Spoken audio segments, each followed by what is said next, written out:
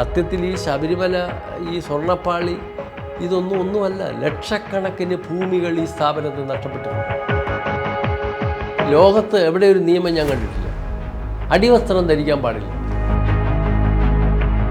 ഒരു ഭക്തൻ ഒരു മാല കൊണ്ടുവന്നു. ഭക്തനെ തിരുനടയിലോട്ട് കയറ്റി നിർത്തും. അത് തുറപ്പിക്കും. ആ മാല എടുക്കും, നേരെ കയ്യിൽ വാങ്ങിക്കും. അവിടുത്തെ പൂജാരി അയ്യപ്പനിൽ ചാർത്തും, ദർശിച്ചോളാൻ പറയും. ചിലപ്പോൾ ഒരു കർപ്പൂര ആരതി നടത്തും. അത് കഴിഞ്ഞത് ഊരുമ്പോൾ എപ്പോഴോ അയ്യപ്പൻ്റെ ഈ തിരിച്ച് ഈ കൊണ്ടുവരുന്ന ആളിൻ്റെ തിരിച്ച് ഈ ബോക്സും അതിനകത്ത് കുറച്ച് ചന്ദനവും പൂവോ എന്തെങ്കിലും ഇട്ട് തിരിച്ചു കൊടുത്തിട്ട് അതിലിട്ടേക്കാൻ പറയും ഫ്രണ്ടിൽ. പക്ഷേ ഈ സാധനം എവിടെയോ പോകും. സ്വാഭാവികമായും കുറച്ച് അച്ചടക്കരാഹിത്യവും അഴിമതിയും ഒക്കെ അവിടെ നിലവിലുണ്ട്. അത് ഇപ്പോൾ വളരെ കൂടിയിരിക്കുന്നു എന്നുള്ളതാണ് നമ്മളെ അഭിമുഖീകരിക്കുന്ന ഏറ്റവും വലിയ പ്രശ്നം. ഇപ്പം ശബരിമല നടന്ന കൊള്ള എന്താണ്? അയ്യപ്പന് 1999 UV ഗ്രൂപ്പുകാർ ഗ്ലാഡ് ചെയ്ത് പോയി, അല്ലെ അവിടെ പൂശി പിടിപ്പിച്ച 30.212 ഗ്രാം അല്ലെ കിലോ സ്വർണം അവിടെ കണ്ടില്ലയോ? ഇത് അന്ന് അവരുടെ ഇൻവെൻട്രി അനുസരിച്ച് അവിടുത്തെ 4-ാം നമ്പർ രജിസ്റ്ററിൽ എഴുതുകയും കാലാകാലങ്ങളിൽ ഈ 4-ാം നമ്പർ രജിസ്റ്ററിൻ്റെ എക്സ്ട്രാക്റ്റ് 3 മാസത്തിലൊരിക്കൽ പ്ലസ് ആൻഡ് മൈനസ് സ്റ്റേറ്റ്മെൻറ്റുകളായി ഡെപ്യൂട്ടി ദേവസ്വം കമ്മീഷൻ ഓഫീസിലേക്കും ബോർഡിലേക്കും പോവുകയും ചെയ്തിരുന്നെങ്കിൽ, അവിടെ ഈ റെക്കോർഡുകൾ ബന്ധപ്പെട്ട സെക്ഷനിൽ പോസ്റ്റ് ചെയ്തിരുന്നെങ്കിൽ ദേവസ്വം ബോർഡിലിരിക്കുന്ന പ്രസിഡൻറ്റിനോ സെക്രട്ടറിക്കോ അറ്റ് എ ഗ്ലാൻസ് അവിടെ എന്ത് വന്നു എന്തില്ലെന്ന് കണ്ടുപിടിക്കാം. ആരുടെ കുഴപ്പമാണ്? വർഷങ്ങളായി ഈ ഫെയിലുവർ അവിടെ വന്നു. ഇത് ശ്രദ്ധിക്കാൻ ആർക്ക് അവകാശം? ജീവനക്കാർക്കല്ല. നമ്മൾ പറയുന്നത് ഇത് മൈനറാണ്, നമ്മുടെ മക്കളാണ്. ദേവന്മാർ നമ്മുടെ മക്കളാണ്. 18 വയസ്സായ മക്കളുടെ സമ്പാദ്യം എടുത്ത് ദുർവിനിയോഗം ചെയ്യാൻ അച്ഛന് അവകാശമില്ല. മാത്രമല്ല ഈ മക്കളുടെ ഗാർഡിയൻഷിപ്പ്, ഈ ഗോഡസിൻ്റെ ഗാർഡിയൻഷിപ്പ് കോടതിയാണ്. അപ്പോൾ അത് ചോദ്യം ചെയ്യാം. അപ്പോൾ അത് ഭരിക്കാൻ വരുന്ന ആളുകളുടെ നമ്മൾ HRA ആക്ട് ഉണ്ട്, ഇവിടെ ഇരിപ്പുണ്ട്. 61 സെക്ഷൻ ഉണ്ട് 1950 HRA ആക്ട്. ഇതാ സാധനം. ഇത് ബോർഡിൻ്റെ പരമാധികാരം എന്താണ് എന്ന് വളരെ ആസൂത്രിതമായി ത്രികാലജ്ഞാനികളാണ് ഇത് എഴുതി ഉണ്ടാക്കുന്നത് ഞാൻ പറയും. കാരണം ഇതിനകത്ത് എഴുതി വെച്ചേക്കുന്ന സെക്ഷൻ 3 എന്ന് എഴുതി വെച്ചേക്കുന്ന കാര്യം എന്ന് പറഞ്ഞാൽ ഈ ദേവസ്വം ബോർഡ് പ്രസിഡന്റ് അംഗങ്ങളുടെ ചുമതല എഴുതി വെച്ചേക്കുക. ക്ഷേത്രങ്ങൾ, അവയുടെ ആചാരങ്ങൾ, പൂജകൾ, അവരുടെ മുതലുകൾ, സ്ഥാപന ജംഗമ സ്വത്തുകൾ, ജീവനക്കാരുടെ ഭരണം, ഇതെല്ലാം ഈ മേഖലയിൽ തിരുവിതാംകൂർ മഹാരാജാവിന് എന്തെല്ലാം അധികാരം ഉണ്ടായിരുന്നുവോ those duties and powers and privileges enjoyed by the king of Travancore അതൊന്നായി ദേവസ്വം ബോർഡിന് ഡെലിഗേറ്റ് ചെയ്യുക. ഗവൺമെൻറ്റിനല്ല, ദേവസ്വം ബോർഡ് പ്രസിഡൻറ്റിനും അംഗങ്ങൾക്കും ഡെലിഗേറ്റ് ചെയ്ത് കൊടുത്തിരിക്കുക. അപ്പോൾ ഇവിടെ ഒരു ഇല അനങ്ങുന്നതിന് ഉത്തരവാദിത്വം ബോർഡുകാർക്കുണ്ട്. മറ്റുള്ള 10-40ഓളം ബോർഡ് കോർപ്പറേഷനുകൾ രാജ്യത്തുണ്ട്. അവിടെയൊക്കെ വന്നിരുന്ന് വെച്ച് ടെന്യൂർ കഴിഞ്ഞ് സുഖമായിട്ട് പോകാം. ഇവിടെ പറ്റില്ല. കാരണം ഈ ദേവാലയങ്ങളിലെ മൈനറുടെ ഏതെങ്കിലും ഒരു വസ്തു ടാമ്പർ ചെയ്തിട്ടുണ്ടെങ്കിൽ, നഷ്ടപ്പെടുത്തിയിട്ടുണ്ടെങ്കിൽ അത് പിടിക്കാൻ ഈടാക്കാനായിട്ടൊരു പ്രൊവിഷൻ ഇതിനകത്ത് വെച്ചിട്ടുണ്ട്. ഒന്നാമത് ഇത് മൈനറുടെ വക അന്യാധീനപ്പെടുന്നത്, നെയ്തർ ഏലിയനേറ്റഡ് നോർ പാർട്ടീഷൻ, ഇത് രണ്ടും ചെയ്യാൻ പാടില്ല. അത് എന്തുമാതിരി ദുർവിനിയോഗം! ഈ നമ്മുടെ ഈ കഴിഞ്ഞ ഒരു 15 വർഷക്കാലം അല്ലെങ്കിൽ ദേവസ്വം ബോർഡ് ഉണ്ടായാലും ഇങ്ങോട്ടുള്ള എടുക്കൂ, 1 ലക്ഷത്തോളം സ്ഥാപന ഈ ഭൂമി ഈ തിരുവിതാംകൂർ ദേവസ്വം ബോർഡിന് നഷ്ടപ്പെട്ടിട്ടുണ്ട്. ഞാൻ ശബരിമല സർവീസിൽ തന്നെ ലോവർ ഡിവിഷൻ ക്ലാർക്ക് തസ്തികയിൽ 2 വർഷം പ്രവർത്തിച്ചിട്ടുള്ള ആളാണ്. ശബരിമല തന്നെ എൻ്റെ ജീവിതത്തിൽ എൻ്റെ പ്രാഥമിക കാലത്ത് തന്നെ ഞാൻ ശബരിമലയിൽ പ്രവർത്തിച്ചിട്ടുണ്ട്. അക്കാലത്ത് ശബരിമലയിൽ ഒരുപാട് അഴിമതികൾ, അതുപോലെ തന്നെ സ്വാഭാവികമായും അതിനെ വലിയ കുംഭകോണമെന്ന് പറയാൻ പറ്റത്തില്ല. പക്ഷേ അവിടെയെല്ലാം ശബരിമലയായാലും ദേവസ്വം ബോർഡിലായാലും തന്നെ സ്വാഭാവികമായും കുറച്ച് അച്ചടക്കരാഹിത്യവും അഴിമതിയും ഒക്കെ അവിടെ നിലവിലുണ്ട്. അത് ഇപ്പോൾ വളരെ കൂടിയിരിക്കുന്നു എന്നുള്ളതാണ് നമ്മളെ അഭിമുഖീകരിക്കുന്ന ഏറ്റവും വലിയ പ്രശ്നം. ഇപ്പോൾ ശബരിമല ഇരിക്കുമ്പോൾ തന്നെ എൻ്റെ ശ്രദ്ധയിൽപ്പെട്ടിട്ടുള്ള ഒരുപാട് കാര്യമുണ്ട്. അവിടെ ഒരേ ഫെസ്റ്റിവൽ കാലത്തും നമ്മൾ കാണുന്ന സമസ്ത മേഖലയിലും അന്ന് ഈ അവിടെയുള്ള സ്റ്റേഷനറി പർച്ചേസ്, പാത്രങ്ങൾ പർച്ചേസ്, അതുപോലെ ഡ്യൂട്ടി ജീവനക്കാർക്ക് വേണ്ടിയുള്ള പിന്നെ പായ, തലയണ, പാത്രങ്ങൾ ഇതൊക്കെ മേടിക്കുന്ന പർച്ചേസുകൾ, അതുപോലെ അതിഥികൾക്കായി അതിഥി മന്ദിരങ്ങളിലേക്ക് മേടിക്കേണ്ട പിന്നെ വിരിപ്പുകൾ, തോർത്തുകൾ, അങ്ങനെയുള്ള സാധനങ്ങളുടെ പർച്ചേസുകൾ, ഇതിലെല്ലാം ചെറിയ ചെറിയ അഴിമതികൾ ഞാൻ കണ്ടിട്ടുണ്ട്. ഉദാഹരണത്തിന് നമുക്ക് അന്നത്തെ കാലത്തെ നമ്മൾ സാധാരണ പ്രസാദം പൊയ്യുന്നതിനുള്ള കാട്ടിൻ്റെ കൂവയുടെ ഇല പറയും. അന്ന് 2 തമിഴന്മാരാണ് അവിടെ വന്ന് ഇതൊക്കെ പറിച്ച് കെട്ടിക്കൊടുക്കുന്നത്. പക്ഷേ ഇതെല്ലാം കഴിഞ്ഞ് സീസൺ കഴിയുമ്പോഴത്തേക്ക് ഇതിനകത്ത് അന്നത്തെ കാലത്ത് 25,000 30,000 രൂപയുടെ ബില്ലാണ് ഞാൻ കണ്ടുവരുന്നത്, അത് പോകുന്നത്. പക്ഷേ ഈ പറിക്കുന്നതിന് കൊടുക്കുന്നത് 2,000 3,000 കൊടുക്കുന്നത് ഞാൻ കണ്ടിട്ടുണ്ട്. ഈ പമ്പയിൽ നിന്നും പിന്നെ അന്ന് കഴുതയാണ് ഈ ചുമട് ശബരിമലയ്ക്ക് കൊണ്ടുപോകുന്നത്. അപ്പോൾ അത് ഒരു കഴുത ചുമട് 60 കിലോ എന്നൊരു വ്യവസ്ഥ, അല്ലെങ്കിൽ 30 കിലോ എന്നൊരു വ്യവസ്ഥയുണ്ട് ഒരു കഴുത. പക്ഷേ ഇവർ പലപ്പോഴും ചെയ്യുന്ന ഒരു ചാക്കഴിച്ച് കുറച്ച് ധാന്യങ്ങൾ ചോർത്തിട്ട് ഒരു 60 കിലോ 2ആയിട്ട് കെട്ടിയിടും, പോവും. അപ്പം ഒരു ചുമടിൽ തന്നെ 1.5 2 ലേബർ അഡ്ജസ്റ്റ് ചെയ്ത് അതിനകത്ത് നിന്ന് പണം മേടിക്കുന്ന ഞാൻ കണ്ടിട്ടുണ്ട്. അതുപോലെ തന്നെ അന്ന് വിറകാണ്, ഈ അരവണ അപ്പം നിർമ്മാണത്തിനൊക്കെ വിറകാണ് ഉപയോഗിക്കുന്നത്. ആ വിറകിൽ ഇപ്പം നമ്മൾ വള്ളക്കടവിൽ കൊണ്ടുപോയി ഫോറസ്റ്റിൽ സീനിയറേജ് അടച്ച് നെടുതാരൻ എന്നൊക്കെ പറഞ്ഞ കുറേ മരം മുറിക്കും. ഈ വിറകുകളാണ് ശബരിമല ഈ പ്രസാദ ഉൽപ്പാദനത്തിന് നമ്മൾ പണം കൊടുത്ത് മേടിക്കുന്ന വിറക് തന്നെയാണ് അവിടെ പലപ്പോഴും ഈ ജീവനക്കാരുടെ മെസ്സിലേക്ക് ഉപയോഗിച്ച് ഞാൻ കണ്ടിട്ടുള്ളത്. എന്നാൽ മെസ്സ് നടത്തുന്നതിന് പ്രത്യേക പൈസ അവിടുത്തെ അഡ്മിനിസ്ട്രേറ്റീവ് ഓഫീസർ ചെലവിടുന്നതും കണ്ടിട്ടുണ്ട്. ഇങ്ങനെ വ്യാപകമായി, അന്ന് അത്ര വലിയ കുംഭകോണമെന്ന് പറയാൻ പറ്റത്തില്ല, വ്യാപകമായ പ്രവർത്തനങ്ങൾ ഞാൻ കണ്ടിട്ടുണ്ട്. ഞാൻ ഡെപ്യൂട്ടി വിജിലൻസ് ഓഫീസറായി ഇരുന്നപ്പോഴും ഇതുപോലെ തന്നെ പല മേഖലയിലും, ഇപ്പം പ്രധാനമായും ഇപ്പോൾ വഴിപാട് സാധനങ്ങൾക്കുള്ള പർച്ചേസ് സംബന്ധിച്ച് അതൊക്കെ ടെൻഡർ കൊടുത്ത് സാധനങ്ങൾ വാങ്ങിക്കുകയാണ് പതിവ്. അപ്പോൾ അത് ശർക്കര 40 കിലോ പാക്കറ്റുകളാണ് അവിടെ വരുന്നത്. ഒരിക്കലും ആ 40 കിലോയിൽ 40 കിലോ കണ്ടിട്ട് വരുന്നില്ല. പല പരിശോധനയിലും 32 33 ഒക്കെ കണ്ടിട്ടുണ്ട്. ഇതൊക്കെ 40ആയിട്ടാണ് റെക്കോർഡ് ചെയ്ത് പോകുന്നത് ഞാൻ കണ്ടിട്ടുണ്ട്. അതുപോലെ നമ്മുടെ ഭണ്ണാരത്തിലൊക്കെ വ്യാപകമായ, അവിടെ ക്യാമറ വെച്ചിട്ടുണ്ട്, വ്യാപകമായ പണാപകരണമുണ്ട്. സ്വർണം നാണയങ്ങളൊക്കെ നാക്കിൻ്റെ അടിയിൽ ഒട്ടിച്ചുകൊണ്ട് പോവുക, നോട്ടുകൾ ചുരുട്ടി ചെറിയ ചീപ്പ് നൂല് വെച്ച് കെട്ടി നെയ്യിൽ മുക്കി മലദ്വാരത്തിൽ പ്രവേശിപ്പിച്ച് കൊണ്ടുപോവുക. അതുപോലെ ഇതൊക്കെ അവിടെ ഉദ്യോഗസ്ഥന്മാർ കുടിക്കാൻ കൊണ്ടുവരുന്ന വെള്ളത്തിൽ ഈ ഫ്ലാസ്കിലും മറ്റും സ്വർണ്ണങ്ങൾ കൊണ്ടുപോവുക. വളരെ ദയനീയമായ മറ്റൊരു കാര്യം എൻ്റെ ശ്രദ്ധയിൽ, എൻ്റെ സർവീസ് കാലത്ത് പെട്ടിട്ടുള്ളൊരു കാര്യം, ഞാൻ ഈ ഭണ്ണാരത്തിൽ അന്ന് 2 3 ടേണായിട്ടാണ് സർവീസ് നടക്കുന്നത്, ഈ എണ്ണൽ നടക്കുന്നത്. അപ്പോൾ രാവിലെ രാവിലെ 6 മണിക്ക് തുടങ്ങി 9 മണി വരെ, പിന്നീട് 12 മുതൽ 4:30 വരെ, ഇങ്ങനെ 2 3 ടേണായിട്ടാണ് അവിടെ കൗണ്ടിങ്. 24 hours കൗണ്ടിങ് ആണ്, എന്നാലേ അത് തീരുള്ളൂ.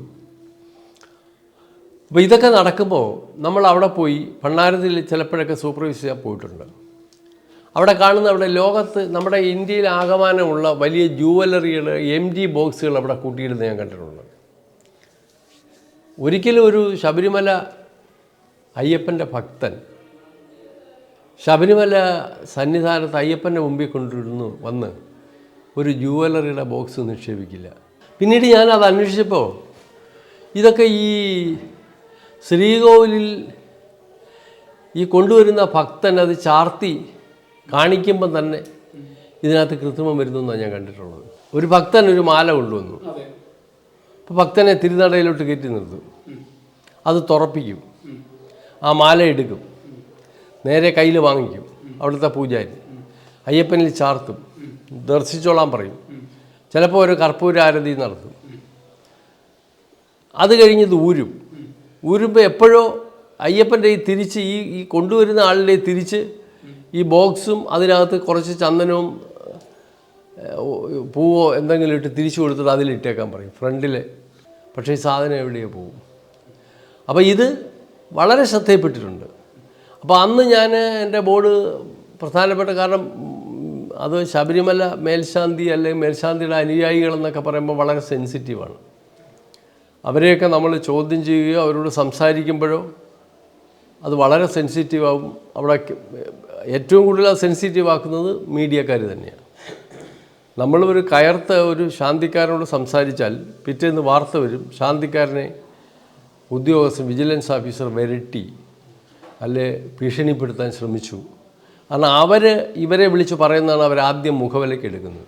എനിക്ക് ഒരുപാട് ദുരനുഭവങ്ങൾ ആ കാര്യത്തിലുണ്ടായിട്ടുണ്ട്. ഒരു ദിവസം മേൽശാന്തി അതായത് വിജിലൻസ് ആയിരിക്കുമ്പോൾ തന്നെയാണ് മേൽശാന്തിയുടെ മുറി വൈകിട്ട് ഒരു 6 മണിക്ക് പരിശോധിക്കാൻ പോയി. അവിടെ പോയപ്പോൾ അവിടെ വലിയ ഒരു കെട്ട് നൂലിരിപ്പുണ്ട്. ഈ വരുന്ന ഭക്തന്മാരുടെ കയ്യെ കെട്ടി അവരെ ഇന്ന് കാശ് മേടിക്കും, ദക്ഷിണ മേടിക്കുന്ന. അത് പോട്ടെ. അത് കഴിഞ്ഞപ്പോൾ വേറൊരു സാധനം അവിടെ ഞാൻ എടുത്ത് നോക്കിയപ്പോൾ തലേ ദിവസം നെയ്യഭിഷേക ടിക്കറ്റ് 35,000 രൂപയുടെ ടിക്കറ്റ് കെട്ടി വെച്ചിരിക്കുക അടുത്ത ദിവസം കൊടുക്കാൻ.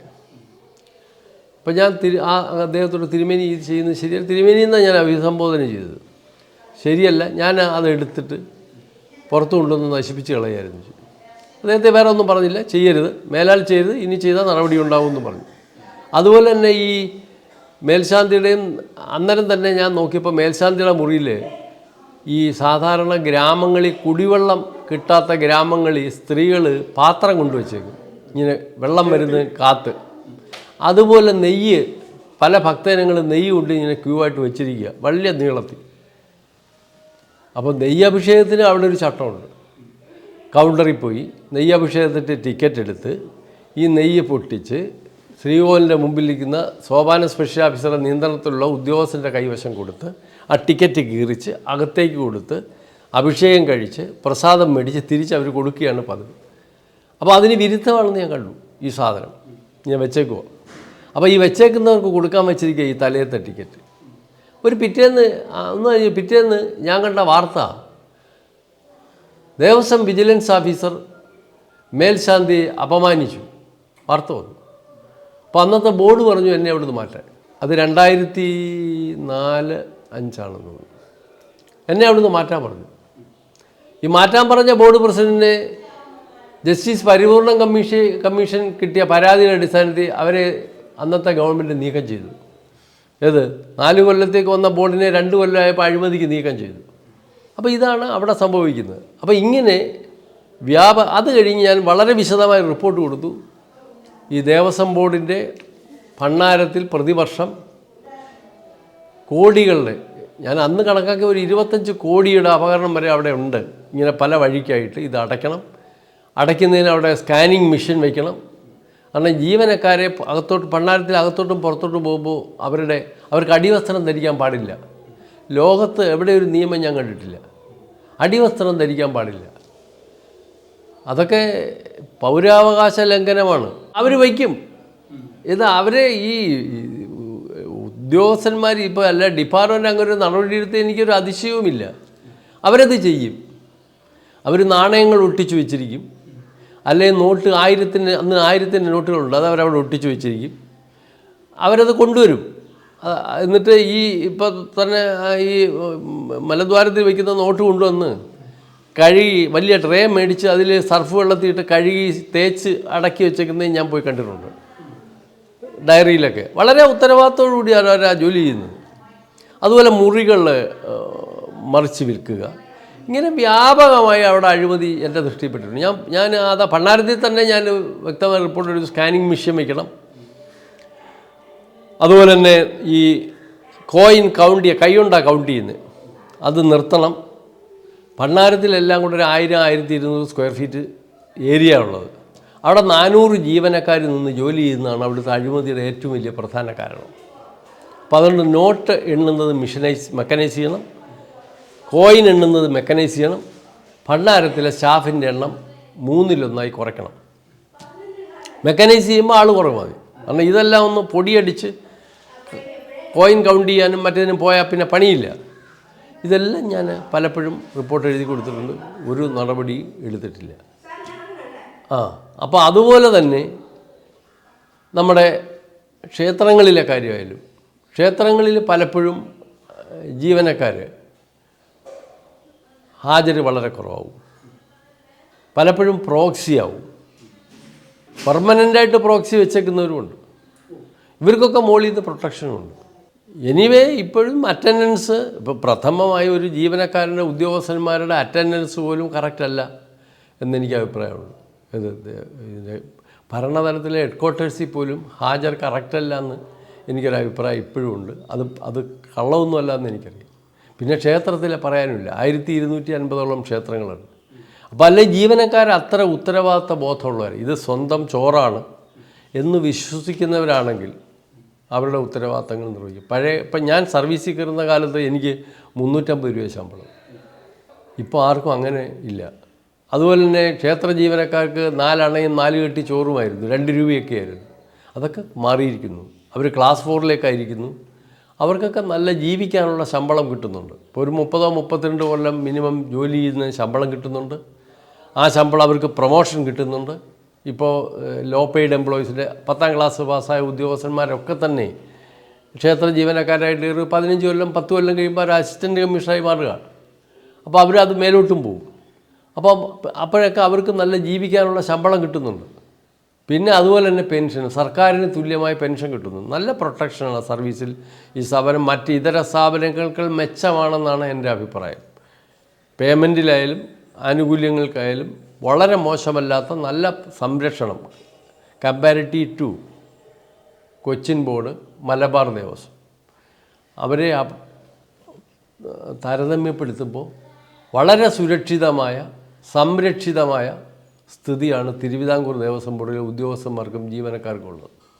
എന്നിട്ടും ഈ ഔദ്യോഗിക തലത്തിലും ക്ഷേത്രതലത്തിലും ഭരണതലത്തിലുമുള്ള അഴിമതി അതിന്ന് എല്ലാവരും ഉണ്ടെന്ന് ഞാൻ പറയില്ല, അതിന്ന് വിട്ടു നിൽക്കുന്നില്ല എന്നുള്ളതാണ്. പ്രധാനപ്പെട്ട ക്ഷേത്രങ്ങളിലെ ഉദ്യോഗസ്ഥനാവാനുള്ള വഴികളിൽ കൊടുക്കുന്ന കൈക്കൂലികൾ, അവരവിടെ നടത്തുന്ന കാര്യങ്ങൾ, ഇങ്ങനെ വ്യാപകമായ അഴിമതി അവിടെയുണ്ട്. ഇതൊക്കെ പ്രധാനമായും ഒറിജിനേറ്റ് ചെയ്തത് ഭരണതലത്തിൽ നിന്ന് തന്നെയാണ്. ആദ്യകാലങ്ങളിലൊന്നും വലിയ പ്രകടമായ രാഷ്ട്രീയ പക്ഷപാതമുള്ള പ്രസിഡൻറ്റും അംഗങ്ങളുമല്ല ബോർഡിൽ വന്നുകൊണ്ടിരുന്നത്. അതുമാത്രമല്ല, എപ്പോഴും വലതുപക്ഷത്തിൻ്റെ പിന്തുണയുള്ള വലതുപക്ഷ രാഷ്ട്രീയക്കാർ നിയമിക്കുന്ന ബോർഡുകളായിരുന്നു അന്ന് ഭൂരിപക്ഷവും വന്നിരുന്നത്. അപ്പം ആദ്യമായി തിരുവിതാംകൂർ ദേവസ്വം ബോർഡിൽ ഒരു ഇടതുപക്ഷ പക്ഷപാതമുള്ള ബോർഡ് വന്നത് ശ്രീരാമൻ ഭട്ടതിരിപ്പാടിൻ്റെ പ്രസിഡൻഷിപ്പോടുകൂടിയാണ്. അദ്ദേഹം EM-ൻ്റെ അളിയനായിരുന്നു. അദ്ദേഹത്തിൻ്റെ കാലത്താണ് ആദ്യമായി ഒരു ഇടതുപക്ഷ ബോർഡ് അധികാരത്തിൽ വരുന്നത്. അപ്പോൾ അതിനുശേഷം ഇങ്ങോട്ട് പിന്നെ പലപ്പോഴും VG മേനോൻ വന്നു, പിന്നെ വീണ്ടും N ഭാസ്കരൻ നായർ വന്നു. അത് കഴിഞ്ഞ് തുടർച്ചയായിട്ട് പലപ്പോഴും ഇടതുപക്ഷ പിന്തുണയുള്ള ബോർഡുകൾ വരാൻ തുടങ്ങി. അതിൻ്റെ ഇടയ്ക്ക് വളരെ നിഷ്പക്ഷമതികളായ ഡോക്ടർ N ബാബുവിനെ പോലുള്ള ആളുകളും വന്നിട്ടുണ്ട്. പക്ഷേ അങ്ങനെ കാലക്രമത്തിൽ ഇത് രാഷ്ട്രീയ സ്വാധീനവും രാഷ്ട്രീയ പക്ഷപാതവും വളരെ കൂടിയ ഒരു പ്രവണതയാണ് ഞാൻ കണ്ടുവന്നിട്ടുള്ളത്. ഞാൻ 2010 റിട്ടയർ ചെയ്യുമ്പോഴൊക്കെ കടുത്ത രാഷ്ട്രീയ പക്ഷപാതമുള്ള ആളുകൾ ബോർഡ് പ്രസിഡൻറ്റിൻ്റെയും അംഗങ്ങളുടെയും കസേരകളിലേക്ക് എത്താൻ തുടങ്ങി. അവർ ദേവസ്വം ബോർഡിൽ തന്നെ അവർ സംഘടനകളുടെ ഇടയിൽ തന്നെ രാഷ്ട്രീയ പക്ഷപാതമുള്ള സംഘടനയെ സഹായിക്കാൻ തുടങ്ങി. അപ്പോൾ അങ്ങനെ ദേവസ്വം ബോർഡിൽ തന്നെ വലിയൊരു വിഭാഗം സംഘടനകൾ ഈ ഭരണ കക്ഷിയുടെ പിന്തുണ തേടിക്കൊണ്ട് പ്രവർത്തിക്കാൻ തുടങ്ങി. ആ കാലത്തൊക്കെയാണ് ഇതിൽ അച്ചടക്ക ലംഘനവും നിയമലംഘനവും ഒക്കെ വളരെ കൂടുതൽ കാണാൻ തുടങ്ങിയത്. ആദ്യകാലത്തുണ്ടായിട്ടില്ലാത്ത തരത്തിലുള്ള രാഷ്ട്രീയ പക്ഷപാതം ഭരണതലത്തിലേക്കും വ്യാപിച്ചു, സ്ഥലംമാറ്റ സ്ഥലത്തിലേക്ക് വ്യാപിച്ചു. പ്രധാനപ്പെട്ട തസ്തികയിലുള്ള നിയമനങ്ങളെ അത് ബാധിക്കാൻ തുടങ്ങി. അപ്പോൾ ഇങ്ങനെ ഓരോ രാഷ്ട്രീയ പക്ഷപാതമുള്ള ബോർഡുകൾ വരുമ്പോഴും അവരുടെ രാഷ്ട്രീയ സ്വാധീനമുള്ള ഉദ്യോഗസ്ഥന്മാർ പ്രധാനപ്പെട്ട തസ്തികയിലേക്ക് വരാൻ തുടങ്ങി, മറ്റുള്ളവരെ ഉപദ്രവിക്കാൻ തുടങ്ങി, അല്ല അവരെ ഈ അധികാരത്തിൽ നിന്ന് മാറ്റി നിർത്താനുള്ള പ്രവണത ആരംഭിച്ചു. ഇങ്ങനെയുള്ളൂ വലിയ. അപ്പോൾ ഈ അടുത്ത കാലത്ത് പിന്നീട് ഇപ്പോൾ 2010 ഞാൻ റിട്ടയർ ചെയ്ത ശേഷം അതിനുശേഷം വളരെ മോശമായ ഒരു രാഷ്ട്രീയ അന്തരീക്ഷമാണ് തിരുവിതാംകൂർ ദേവസ്വം ബോർഡിൽ നിന്നുള്ളത്. 1999, 2000, 2001, 2002 കാലഘട്ടങ്ങളിൽ അപ്പോൾ അന്ന് Sabarimala PCC1, PCC2, PCC3 police quarters 3 കെട്ടിടങ്ങൾ, വലിയ കെട്ടിടങ്ങളുണ്ടാക്കി. ഇന്നും അതുണ്ട്. അത് അന്ന് എസ്റ്റിമേറ്റ് റേറ്റിൽ 110% എക്സസിലാണ് ആ വർക്ക് പോയി. ഇത് ഞങ്ങൾ വിമർശിച്ചു, നോട്ടീസ് കൊടുത്തു, പത്രത്തിൽ കൊടുത്തു, വിമർശിച്ചു. കാരണം ഇപ്പം നടക്കുന്നത് 2025. ഇപ്പോഴും ശബരിമലയിലെ മരാമത്ത് വർക്കുകൾ, സിവിൽ വർക്കുകൾ പോകുന്നത് 15%, ചിലപ്പം എസ്റ്റിമേറ്റ് റേറ്റിലും മാക്സിമം 30-ൽ താഴെ എക്സസിലാണ്. അവിടെയാണ് 2000-ൽ 110% എക്സസിൽ അവിടെ വർക്ക് ചെയ്ത് എത്ര കോടി രൂപ അന്ന് ഈ സ്ഥാപനത്തിൻ്റെ മോഷ്ടിച്ചു കൊണ്ടുപോയിട്ടുണ്ട്, നമുക്ക് മനസ്സിലാവും. അതാണ് അതിൻ്റെ വലിപ്പം. അതുപോലെ തന്നെ മറ്റൊരു കാര്യം, അന്ന് ഈ VGK മേനോൻ ഒറ്റയ്ക്കുള്ളപ്പോഴാണ് അരവണ മെക്കാനൈസ് ചെയ്യാൻ തീരുമാനിച്ചത്. ഇപ്പോൾ ദേവസ്വം ബോർഡിൻ്റെ ചട്ടങ്ങളനുസരിച്ചും ബൈലാ നിയമം അനുസരിച്ചും ഒറ്റയ്ക്ക് തീരുമാനം എടുക്കാൻ അവകാശമില്ല, മേജർ തീരുമാനം. പക്ഷേ അദ്ദേഹം എടുത്തു. ശബരിമല അരവണ മെക്കാനൈസ് ചെയ്യാൻ തീരുമാനിച്ചു. അരവണ നിർമ്മിച്ച് 250 ml കണ്ടെയ്നറുള്ള കാലം മെക്കാനൈസ് ചെയ്യാൻ തീരുമാനിച്ചു. അന്ന് 3 രൂപ 20 പൈസയാണ് മാനുവലായിട്ട് ഈ ഒരു അരവണ നിർമ്മിച്ച് ഒരു 250 ml കണ്ടെയ്നറിൽ തയ്യാറാക്കി ഭക്തന് വിൽക്കാൻ ദേവസ്വം ബോർഡിന് അന്ന് ചിലവായിക്കൊണ്ടിരുന്നത്. 3 രൂപ 20 പൈസ. അവിടുന്നാണ് 1999 മുതൽ 2006 വരെ 7 വർഷക്കാലത്തേക്ക് ഒരു ക്യാൻ ഉൽപ്പാദിപ്പിച്ചപ്പം 10 രൂപ 50 പൈസ ലേബർ കൊടുക്കാൻ തീരുമാനിച്ചു. അപ്പോൾ അത് ഓരോ വർഷവും ഇത് ഇൻക്രീസ് ചെയ്ത് ഏതാണ്ട് കോടികളാണ് ഈ ദേവാലയ സ്ഥാപനത്തിന് അന്ന് ആ ഡീലിലൂടെ നഷ്ടമായത്. അത് സംബന്ധിച്ച് ഞങ്ങൾ പുറത്തു കൊണ്ടുവന്നു, വിഷയം പുറത്തു കൊണ്ടുവന്നു, പത്രങ്ങളിൽ പോയി, വലിയ കോലാഹലമായി. അന്നത്തെ ബോർഡ് പ്രസിഡന്റ് രാജിവെക്കാൻ്റെ ഘട്ടം വരെ എത്തി, വലിയ കോലാഹലമായി. അപ്പം അതിൻ്റെയൊക്കെ അതിൻ്റെയൊക്കെ പരിണത ഫലമാണ് നമ്മളൊക്കെ ഏറെക്കാലം വേദനപ്പെട്ടിട്ട്. അപ്പോൾ ഈ ഉദ്യോഗസ്ഥന്മാർ ആരും ഒരു കാലത്ത് ഇമാതിരി തോന്നിവാസങ്ങളെ, അതുപോലെ തന്നെ മറ്റൊരു വലിയൊരു ഗുരുതരമായ കാര്യം, ചാലക്കാമ്പ റോഡ് വൈഡൻ ചെയ്യാൻ തീരുമാനിച്ചു 11 മീറ്റർ വീതിയിൽ. അപ്പോൾ അന്ന് വൈഡൻ ചെയ്തപ്പോൾ എടുത്ത മണ്ണ് കൊണ്ടുവന്ന് പമ്പയിലിട്ടു, പമ്പ മണപ്പുറത്തിട്ടു. അപ്പോൾ അതിന് വേറൊരു എസ്റ്റിമേറ്റ് തയ്യാറാക്കി. ഏത് പമ്പ മണപ്പുറം ഉയർത്താൻ വേണ്ടി ഒരു വർക്ക് 36-40 ലക്ഷം രൂപയുടെ വർക്കാണ് അന്നത്തെ കാലം. പണം എഴുതിയെടുത്തുകൊണ്ട് പോയി. ഈ മണ്ണ് ഇവിടുന്ന് നീക്കം ചെയ്ത മണ്ണ് അവിടെ കൊടുക്കും. ഇവിടെ ഈ വൈഡൻ ചെയ്തതിന് ബില്ല് വേറെ പോയി. അപ്പോൾ ഇതൊന്നും ചെറിയ കാര്യങ്ങളോ. ഈ സ്ഥാപനം പണ്ടേ അനുഭവിക്കുന്ന ദുരന്തത്തിലൊന്നാണ്. ദേവസ്വം ബോർഡിലെ എംപ്ലോയീസ് എക്സസ്സാണ്. അതിനും ഒരു കാരണമുണ്ട്. ഈ 4 വർഷത്തേക്ക് നിയമിക്കപ്പെടുന്ന ബോർഡ്, ഞങ്ങളൊരു 4-5 ബോർഡിൻ്റെ കാലത്ത് ഞാൻ വർക്ക് ചെയ്തിട്ടുള്ള ഒരാളാണ്. പ്രത്യേകിച്ച് സംഘടനാ പ്രവർത്തനം നടത്തിയിട്ടുണ്ട്. ഈ സാധാരണ ബോർഡിൻ്റെ ടെന്യൂർ തീരുന്ന 2 മാസം രായും പകലും ബോർഡാണ്. ഈ നിയമനങ്ങളങ്ങനെ അനുസ്യൂതം നടത്തുക, കാവുകളിൽ നിയമിക്കുക, അമ്പലമില്ലാത്തടത്ത് നിയമിക്കുക, ഇങ്ങനെയൊക്കെയുള്ള കാര്യങ്ങൾ അവിടെ ഉണ്ടായിട്ടുണ്ട്. ഇപ്പോഴാണ് 2015 ഇത് കൂടിയിട്ട് എന്താ സംഭവിച്ചത്? ഗവൺമെൻറ് ഈ നിയമനാധികാരം ലിഫ്റ്റ് ചെയ്തു. അന്ന് ഒരു കുഞ്ഞും സത്യത്തിൽ ലിഫ്റ്റ് ചെയ്യാൻ ഗവൺമെൻറ്റിന് അധികാരമില്ല. കാരണം ആക്ട് അനുസരിച്ച്, HRA ആക്ട് അനുസരിച്ച് ഈ ബോർഡിനാണ് നിയമനാധികാരം. ഈ HRA ആക്ട് ഉണ്ടാകുന്നതിന് മുമ്പുള്ള കവനനുണ്ട്. അത് ഗവൺമെൻറ് ഉണ്ടാകുന്നതിന് മുമ്പ് 1949 കവനൻ, 49 ജൂലൈയിലാണ് കവനൻ ഉണ്ടായത്. ഇന്ത്യ ഗവൺമെൻറ്റും രാജ്യത്തെ 2 രാജാക്കന്മാരും തമ്മിലുള്ള എഗ്രിമെൻ്റാണ്. ആ എഗ്രിമെൻറ്റിൽ പറഞ്ഞിട്ടുള്ള ഈ ദേവാലയ സ്ഥാപനങ്ങൾ എന്നും സത്യസന്ധമായും നിയമപരമായും രാഷ്ട്രീയ അതിപ്രസരമില്ലാതെയും ഭരിക്കപ്പെടണം എന്നാണ് ആ 2 രാജാക്കന്മാരും ഗവൺമെൻറ്റുമായിട്ട് കേന്ദ്രത്തിനോട് ആവശ്യപ്പെട്ടത്. അതിൻ്റെ അടിസ്ഥാനത്തിലാണ് ഈ 22 ആർട്ടിക്കിളുള്ള കവനനുണ്ടാക്കിയത്. ആ കവനനിൽ ഒരു കാര്യം പറഞ്ഞു. 1949 ലെജിസ്ലേച്ചറില്ല, ഗവൺമെൻറ്റില്ല, സംസ്ഥാന ഗവൺമെൻറ് രൂപീകരിച്ചിട്ടില്ല. അന്നേരം ആ കവനനിൽ ഒരു വ്യവസ്ഥ, ഇൻ ഫ്യൂച്ചർ ഭാവിയിൽ ലെജിസ്ലേച്ചറിന്, സംസ്ഥാന നിയമനിർമ്മാണ സഭയ്ക്ക് ദേവസ്വം ബോർഡിലെ ഇതിൻ്റെ നിയമങ്ങളിൽ മാറ്റം വരുത്താൻ അവകാശമുണ്ടായിരിക്കും. പക്ഷേ ആ അവകാശങ്ങളെല്ലാം within the limit and framework of this covenant. അതിന് വിരുദ്ധമായിട്ടാണ് 2015 ഈ ദേവസ്വം ബോർഡിൻ്റെ നിയമനാധികാരം ഗവൺമെൻറ് പിൻവലിക്കുകയും അവിടെ റിക്രൂട്ട്മെൻറ്റ് ബോർഡിനെ നിയമിക്കുകയും ചെയ്തു. അതുപോലെ തന്നെ സെക്ഷൻ 35 ഒരു പ്രൊവിഷനുണ്ട്, റൂൾ മേക്കിംഗ് പവേഴ്സ് ഉണ്ട്. അവിടെയും ഒരു ചെറിയ നിയന്ത്രണം ഏർപ്പെടുത്തി. അത് ഗവൺമെൻറ്റിൻ്റെ പ്രയർ പെർമിഷൻ എടുക്കണമെന്ന്. അത് രണ്ടും കവനൻറ്റിൻ്റെ ഫ്രെയിം വർക്കിന് പുറത്തുള്ള കാര്യമാണ്. ഏതൊരു ഹിന്ദുവും ബഹുമാനപ്പെട്ട കേരള ഹൈക്കോടതി ചലഞ്ച് ചെയ്യാൽ ഈ 2 അമെൻമെൻറ്റുകളും ഈ ദേവസ്വം ബോർഡിൻ്റെ മേളിൽ ഗവൺമെൻറ് നിയന്ത്രണത്തിന് കൊണ്ടുവന്ന ഈ അമെൻമെൻറ്റുകളെല്ലാം തന്നെ പോകും. അതുപോലെ തന്നെ ഈ ബോർഡിൻ്റെ 4 വർഷം അത് 3 വർഷമാക്കി, 2 വർഷമാക്കി. ഇതൊന്നും നിൽക്കില്ല. ഇതെല്ലാം കവനൻറ്റിൻ്റെ ഫ്രെയിം വർക്കിനും സ്പിരിറ്റിനും വിരുദ്ധമായ അമെൻമെൻറ്റുകളാണ്. കോടതി ഒരിക്കൽ ഇതെന്തോ ചോദിച്ചു, ഒരു റിപ്പോർട്ടിന് ചോദിച്ചു, ഡയറക്റ്റ് റിപ്പോർട്ട് എഴുതാൻ പറഞ്ഞു. ഞാനാണെന്ന് ഇതെങ്ങനെയാണ് ഇത് പുനർവിന്യാസം, ഈ സ്ഥാപനം പുനർവിന്യസിച്ചില്ലെങ്കിൽ ഇത് ഭാവിയിൽ സാമ്പത്തികമായി തകരും എന്ന് ഞാൻ എഴുതി കൊടുക്കും. അതെങ്ങനെ പുനർവിന്യസിക്കണം, താഴെ തട്ടിൽ എങ്ങനെ വേണം, മേളെ തട്ടിൽ എങ്ങനെ, വളരെ വ്യക്തതയോടുകൂടി പുനർവിന്യാസം ശുപാർശ ചെയ്തു പോയി. കോടതി അപ്രൂവ് ചെയ്തു വന്നു.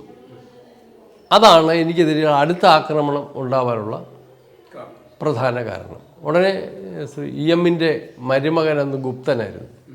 അദ്ദേഹം എന്നെ ആറന്മുളയ്ക്ക് സ്ഥലം പറ്റി. ഞാൻ സ്റ്റേ മേടിച്ചു. സ്റ്റേ മേടിക്കുക മാത്രമല്ല, എനിക്കൊരു ഉത്തരവ് ബഹുമാനപ്പെട്ട കോടതി മേലിൽ റിട്ടയർമെൻറ്റ് വരെ ഇദ്ദേഹത്തെ മാറ്റരുത് എന്നൊരു ഓർഡർ ഞാൻ വാങ്ങിച്ചു വെച്ചു. അങ്ങനെയാണ് ഞാൻ ജീവിച്ചത്. അല്ലെങ്കിൽ എനിക്ക് ഈ ചെറിയ 32 വർഷത്തെ സർവീസ് കാലത്ത് ഏതാണ്ട് 30ഓളം സ്ഥലം മാറ്റം നേരിട്ട ഒരാളാണ് ഞാൻ.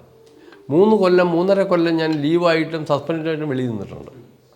പക്ഷേ ഇതെല്ലാം ഞാൻ കോടതി കൊടുത്ത് എൻ്റെ മുഴുവൻ ആനുകൂല്യങ്ങളും വാങ്ങിച്ച് ഫുൾ പെൻഷനും വാങ്ങിച്ച് ആണ് ഞാൻ അവിടുന്ന് പിരിഞ്ഞത്. എൻ്റെ ഒരു ആനുകൂല്യവും നഷ്ടപ്പെട്ടിട്ടില്ല. അതൊക്കെ ഞാൻ ബഹുമാനപ്പെട്ട കോടതി ഉണ്ടായതുകൊണ്ട്. അപ്പോൾ ഇവിടെ കോടതിക്ക് വലിയൊരു റോളുണ്ട്. നമ്മുടെ കവനൻറ്റ് മുതലേ ആക്റ്റിലും ആ റോള് എസ്റ്റാബ്ലിഷ്. കവനൻറ്റിൽ തന്നെ കോടതിയുടെ ചുമതലകൾ പറയുന്നത്. കോടതിയുടെ ചുമതല കവനൻറ്റ് മുതലേ ഉണ്ട്. അപ്പോൾ കവനൻറ്റ് ആക്റ്റായപ്പോൾ ആക്റ്റിലും ഇതിന് ആഡിറ്റ് നടത്തുന്നതും ഈ ആഡിറ്റ് റിവ്യൂ ചെയ്യുന്നതും ബഹുമാനപ്പെട്ട കേരള ഹൈക്കോടതി ഡിവിഷൻ ബെഞ്ചാണ്. ഇപ്പം ലോകത്തൊരിടത്തും ഒരു സ്ഥാപനത്തിന് വേണ്ടി ഒരു പ്രത്യേക ഹൈക്കോടതി പരമോന്നത കോടതിയുടെ ബെഞ്ചില്ല. പക്ഷേ തിരുവിതാംകൂർ ദേവസ്വം ബോർഡിന് ഈ കേരളത്തിലെ ഹൈക്കോടതിയിൽ division bench for Devaswom board cases ഒരു ബെഞ്ചുണ്ട്. അത്ര സുരക്ഷിതമായിട്ടാണ് നമ്മുടെ ക്രാന്തദർശികളായ ഇതിൻ്റെ മുൻ പ്രവർത്തകർ, ഇതിൻ്റെ സ്ഥാപകർ നിയമം ചെയ്തു വെച്ചിരുന്നു. അപ്പോൾ ആദ്യം വന്നത് ശ്രീ മന്നത്ത് പത്മനാഭനും ആർ ശങ്കറും ജസ്റ്റിസ് ശങ്കരനാരായണ അയ്യരും അടങ്ങുന്ന ബോർഡാണ് 4 വർഷം ഭരിച്ചത്, അവരുടെ കാലം. അത് കഴിഞ്ഞ് ദിവാൻ പേഷ്കാരെന്ന PGN ഉണ്ണിത്താനാണ് ബോർഡ് പ്രസിഡൻ്റായത്. അന്ന് മഹാത്മാക്കളാണ് വന്നുകൊണ്ടിരുന്നതല്ല. മങ്കുഴി മാധവൻ, മക്കപ്പുഴ വാസുദേവൻ നായർ എന്നൊക്കെ പറഞ്ഞ B പരമു, അവരൊക്കെ ദിവാൻ പേഷ്കാരന്മാരും അങ്ങനെ വലിയ. അവരുടെ കാലത്ത് ഇവർക്കൊരു റൂൾ മേക്കിംഗ് പവേഴ്സ്, ഈ ഇൻസ്റ്റിറ്റ്യൂഷന് വേണ്ടിയുള്ള ആവശ്യമായ നിയമം നിർമ്മിച്ച് സ്റ്റാറ്റ്യൂട്ടാക്കാം എന്നൊരു പ്രൊവിഷൻ ആക്റ്റിലുണ്ട്. അതനുസരിച്ച് ഇവിടുത്തെ തൊഴിലാളികളുടെ നിയമനം, ക്ഷേത്രങ്ങളുടെ ഭരണം, ക്ഷേത്രങ്ങളുടെ അക്കൗണ്ടിങ് സിസ്റ്റം, ക്ഷേത്രങ്ങളിലെ വില പിടിച്ച ഉരുപ്പടികളുടെ ശേഖരണം, സംരക്ഷണം, ആ നിയമങ്ങൾ, ഭൂസംരക്ഷണ നിയമം, അതുപോലെ തന്നെ നമ്മുടെ ക്ഷേത്രത്തിലെ ഉത്സവങ്ങളുടെ നിയമം, ആട്ടവിശേഷങ്ങളുടെ നിയമം, അവിടെയുള്ള പൂജാ സാധനങ്ങളുടെ സപ്ലൈ നിയമങ്ങൾ, നമ്മുടെ മരാമത്ത് പണികൾ സംബന്ധിച്ചുള്ള നിയമങ്ങൾ, തന്ത്രശാസ്ത്രപ്രകാരമുള്ള താന്ത്രിക ക്രിയകളുടെ നിയമങ്ങൾ, അടുത്ത ഒരു നൂറ്റാണ്ട് വരെ, അല്ല ഇനി വരാൻ പോകുന്ന ഒരു നൂറ്റാണ്ട് വരെ ഈ ക്ഷേത്ര പൂജകളിലും ക്ഷേത്ര ഭരണത്തിലും വരാൻ പോകുന്ന കാര്യങ്ങൾ കൂടി മനസ്സിൽ കണ്ട് അതിനുള്ള പരിഹാരവും ഇവർ നിയമം ഉണ്ടാക്കി 2 മാനുവലായിട്ട്, ദേവസ്വം മാനുവൽ 1-ാം വോള്യത്തിലും 2-ാം വോള്യത്തിലും കൊടുത്തിട്ടുണ്ട്. ഒരാളും അവരുടെ കയ്യിൽ നിന്നോ തലച്ചോറിൽ നിന്നോ പുതിയതൊന്നും ഇവിടെ കൊണ്ടുവരണ്ട, അതൊന്ന് നടപ്പാക്കിയാൽ മതി. ഇവൻ അമ്പലക്കുളത്തിലൊരു വാവൽ ചത്ത് വീണാൽ എന്ത് ചെയ്യണം? എന്ന് വരെ ചർച്ച ചെയ്ത് പരിഹാരം എഴുതി വെച്ചിട്ടുണ്ട് ഈ പുസ്തകത്തിൽ. 2000 മണ്ടിലോ 2002 ആണെന്ന് തോന്നുന്നു, എനിക്ക് കൃത്യമായിട്ട് ഓർമ്മയില്ല.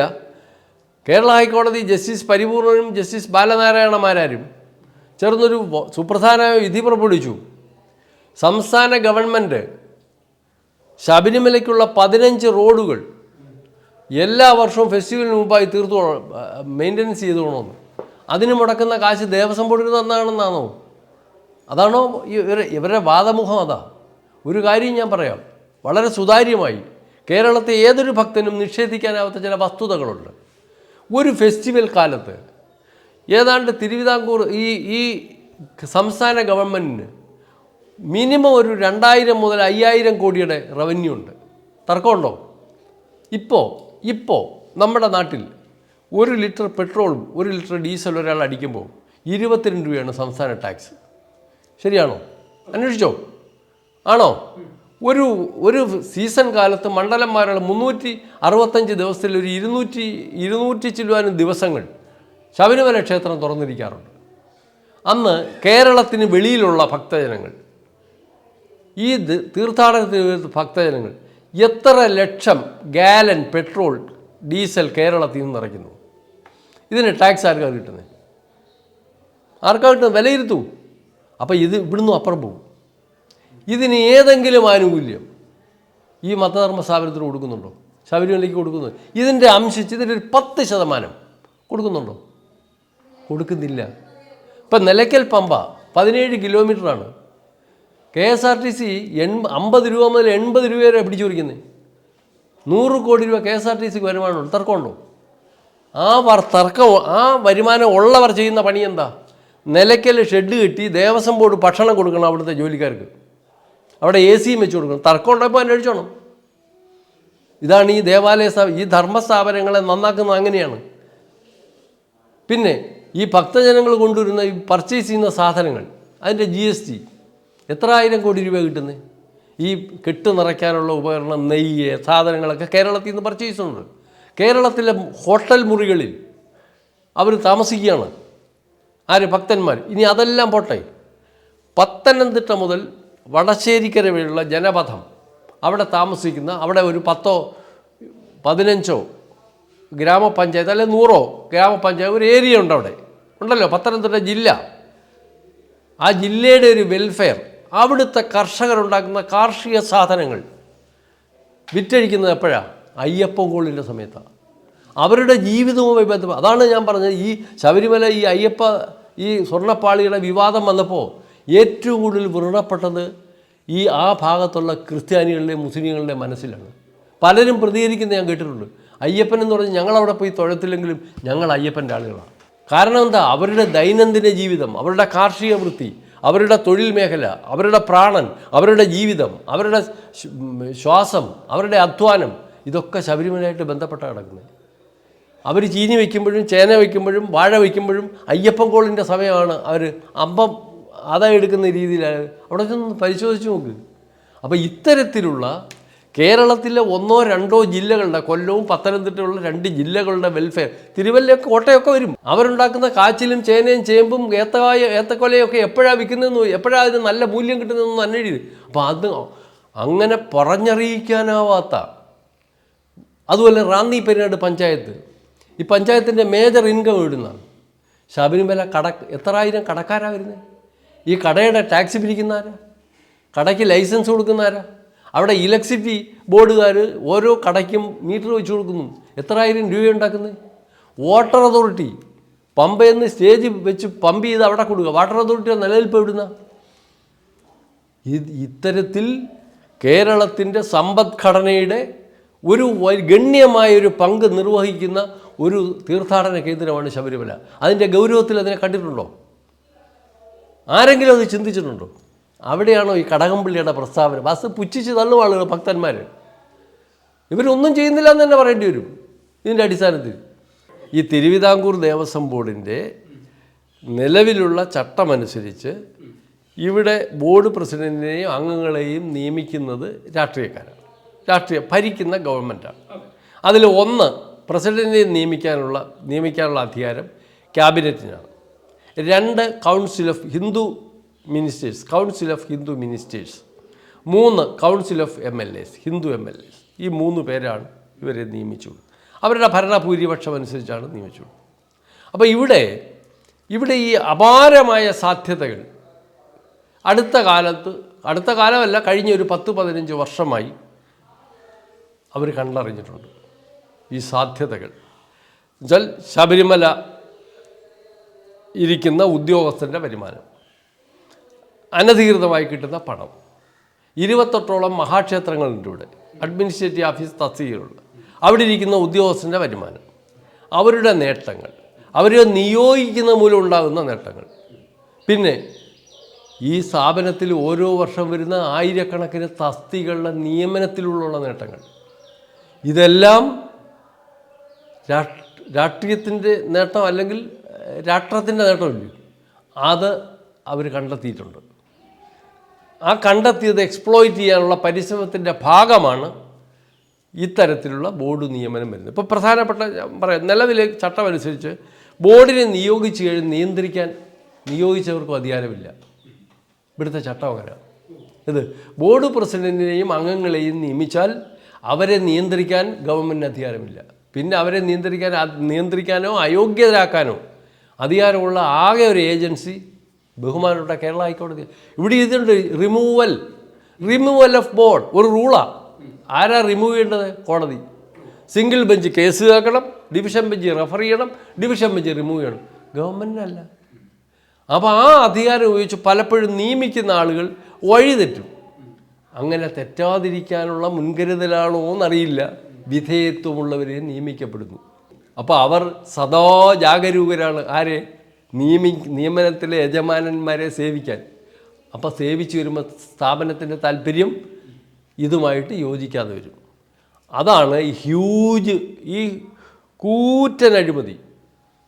ഈ ശബരിമല, സത്യത്തിൽ ഈ ശബരിമല, ഈ സ്വർണ്ണപ്പാളി, ഒന്നുമല്ല. ലക്ഷക്കണക്കിന് ഭൂമികൾ ഈ സ്ഥാപനത്തിൽ നഷ്ടപ്പെട്ടിട്ടുണ്ട്. ഒരു ഉദാഹരണം ഞാൻ പറയാം. ശാസ്താംകോട്ട കോളേജ് വർഷങ്ങൾക്ക് മുമ്പ് തുടങ്ങിയ, പ്രാക്കുളം പാസിയുടെ കാലത്ത് തുടങ്ങിയ കോളേജാണ്. 100 ചില്ലുവാനും ഏക്കർ പട്ടയമുള്ള സ്ഥലമാണ് ശാസ്താംകോട്ട ശാസ്താവിനും കോളേജിനും. ഈ പട്ടയത്തിലുള്ള സ്ഥലം, ഈ സ്ഥലത്തിന് കഴിഞ്ഞ ഒരു 4-5 കൊല്ലം പെട്ടെന്ന് എപ്പോഴാണെന്നറിയില്ല, ജില്ലാ കളക്ടറേറ്റിൽ നിന്ന് ഒരു കടലാസ് പോയി ബന്ധപ്പെട്ട ആശ്രമം, നിങ്ങളിത് കുത്തകപ്പാട്ടമാണ്, കൊണ്ടടച്ചു കൊടുത്തു. ഇപ്പോൾ ദേവസ്വത്തിൻ്റെ തനത് വസ്തുവിന് കുത്തകപ്പാട്ടം അടച്ചുകൊണ്ടിരിക്കുകയാണ് സ്ഥാപനം. ഇത് പല മേഖലയിൽ നിന്നും ഇത് ശക്തമായിട്ട് എതിർത്തിട്ട് നടപടിയില്ല. കുത്തകപ്പാട്ടം മാത്രമല്ല, ശാസ്താംകോട്ട പോയി നോക്കിയാൽ അവിടുത്തെ പോലീസ് സ്റ്റേഷൻ, സ്കൂൾ, ഇതൊക്കെ ദേവസ്വം വക സ്ഥലത്തായിരിക്കുന്നത്. പക്ഷേ ആ സ്ഥലത്തിനിപ്പോൾ നമ്മൾ അപ്പോൾ ഈ ദേവാലയ സ്ഥാപനത്തിൻ്റെ ഇപ്പോഴത്തെ അവസ്ഥ ഒന്ന് ആലോചിച്ച് നോക്കും. അങ്ങോട്ട് കുത്തകപ്പാട്ടം കൊടുത്തിരിക്കും നമ്മുടെ സ്വന്തം ഭൂമിക്ക്. അതുപോലെയാണ് ഇവിടെ നടക്കുന്ന അഴിമതികളും ശ്രദ്ധക്കുറവും ഒക്കെ. അതുകൊണ്ടുകൂടി ഈ സ്ഥാപനം സർവനാശത്തിലേക്ക്. ഇപ്പോൾ ഭൂമിയെ സംബന്ധിച്ചിടത്തോളം വളരെ വ്യക്തമായി ഞാൻ പറഞ്ഞു, ആക്ടിലെ സെക്ഷൻ 27 ഞാൻ വായിക്കാം.